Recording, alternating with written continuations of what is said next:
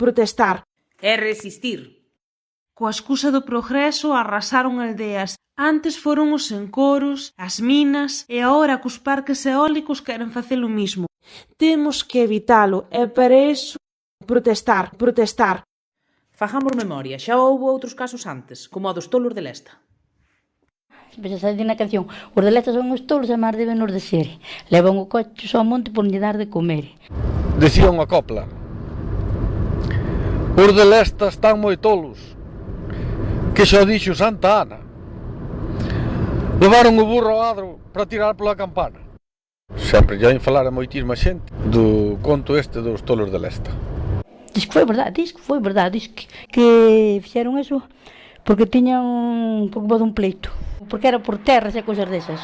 Non sei se era con un terrateniente, un ricachón ou cun cura. Estaban a piques de todos presos.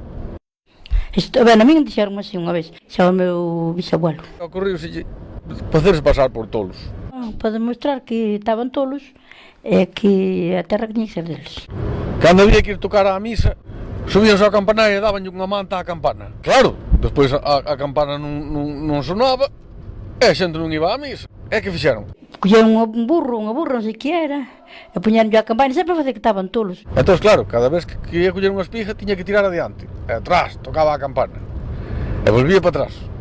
Cando comía esa espiga, volvía por outra, atrás, outra vez tocaba a campana. Tamén ves todas as cousas desas, que levaban os cochos ao monte por lle dar de comer.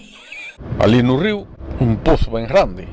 E claro, pola noite, reflexabas a lúa na auga. E los armaron todos os veciños con palancas grandes e foron para o río para sacar a lúa do río cas palancas. Depois, no xuicio, decíalle o abogado ao xuez, decíalle: pero mira ustedes están tolos ou non, que ataban un burro á campana para tocar a campana. Facían esas cousas para dicir que estaban tolos. E ganaron o chou, ganaron. Xa vou,